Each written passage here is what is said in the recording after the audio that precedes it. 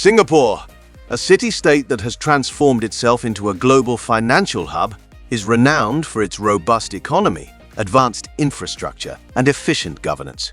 On the other hand, we have the Philippines, a country known for its rich natural resources and vibrant culture, standing at the cusp of significant economic transformation. But there has been a question that seems more like a dream.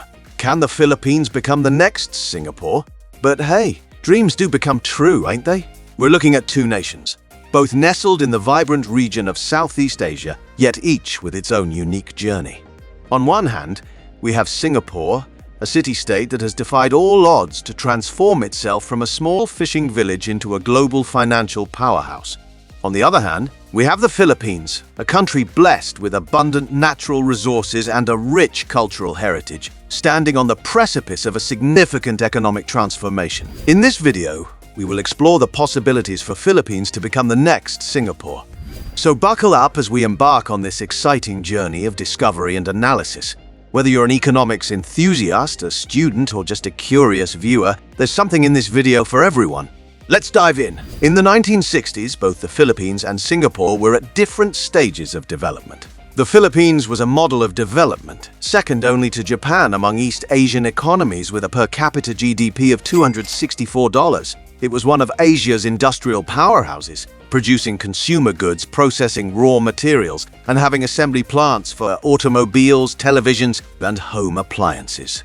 However, due to corruption, cronyism, and mismanagement during the Marcos years and the ineptitude of the Aquino years, the country declined while its neighbors grew. On the other hand, Singapore was an undeveloped country with a GDP per capita of less than $428.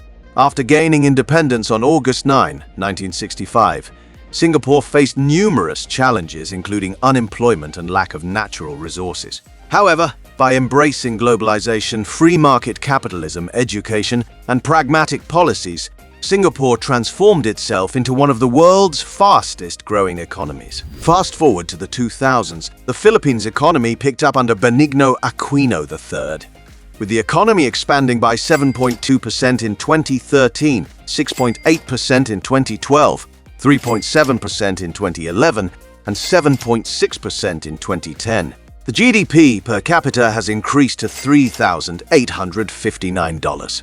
The growth outlook continues to be supported by strong domestic demand, driven by a robust labor market, continued public investments, and the positive effects of recent investment policy reforms. However, Singapore economic growth has been on another level.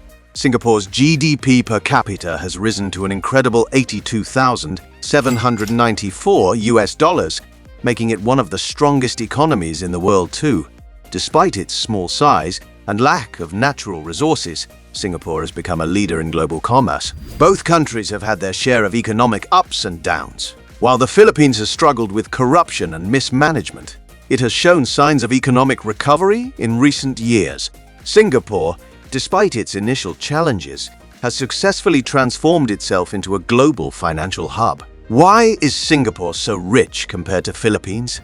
The Philippines and Singapore, despite being in the same region, have stark differences in their economic landscapes. Singapore, with a GDP of $364.2 billion, ranks as the 36th largest economy in the world, while the Philippines, with a GDP of $330.9 billion, ranks 40th. The GDP per capita in Singapore is a staggering $65,000 compared to the Philippines' $3,100. This disparity is a result of different economic policies and growth rates.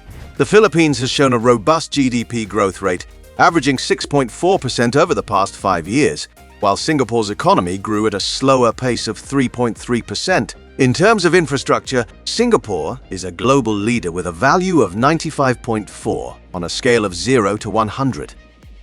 The city-state's infrastructure is highly developed, with excellent roadways, railways, and airports.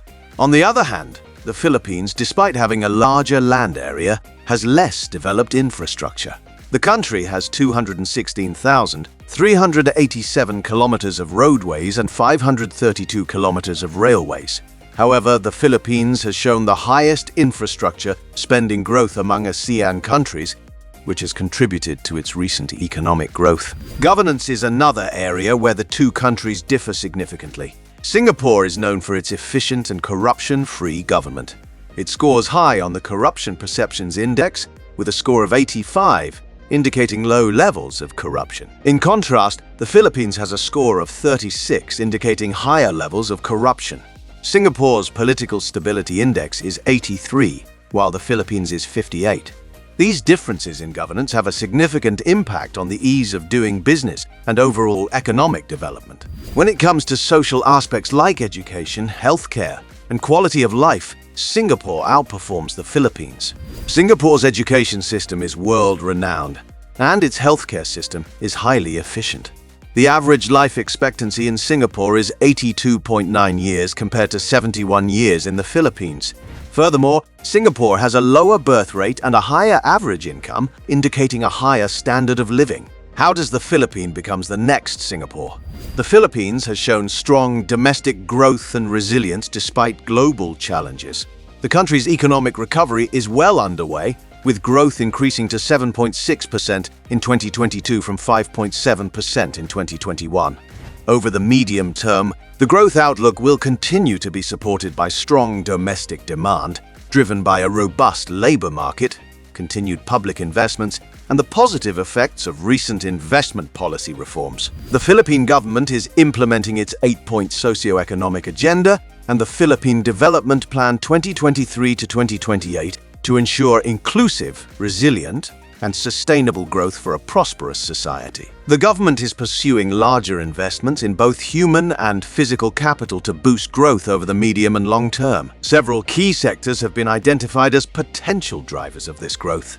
The real estate and construction sectors are expected to recover to pre-pandemic levels by the end of 2023 and construction by the end of 2024. Much of this growth will likely be driven by residential building construction, predicted to grow by 12%. Non-residential construction, however, has yet to recover to pre-pandemic levels. The services sector, including business process outsourcing, wholesale and retail trade, real estate, and tourism, remains buoyant. With increasing urbanization, a growing middle class, and a large and young population, the Philippines' economic dynamism is rooted in strong consumer demand supported by a vibrant labor market and robust remittances. The financial and insurance services sector is projected to reach $2.24 billion in 2024.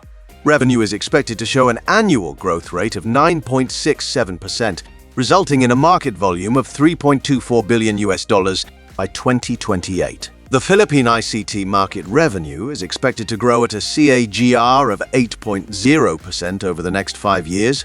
Global leaders like Accenture, Cisco Systems, Globe Telecom, IBM, and Dell Technologies dominate the Philippine ICT market.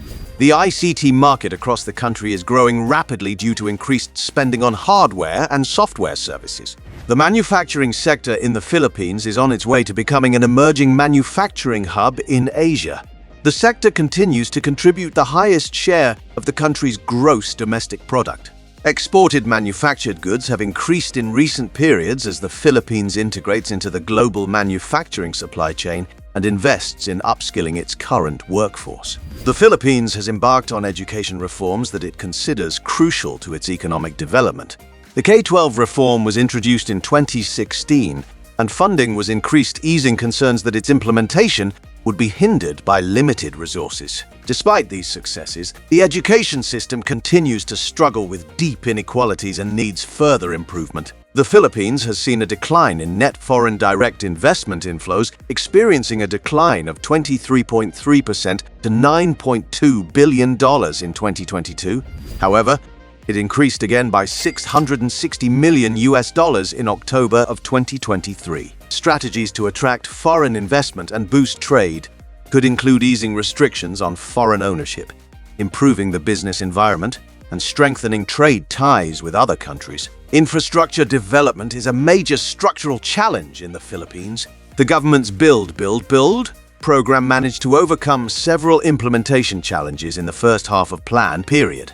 having increased infrastructure spending to more than 5% of the gross domestic product in 2018. The progress of the program is a confirmation of the government's strong resolve to strategically and decisively improve the country's infrastructure through the development of a robust pipeline of massive capital investments. While the Philippines has the potential to become the next Singapore, it will require strategic planning, sound economic policies, and significant investments in key sectors.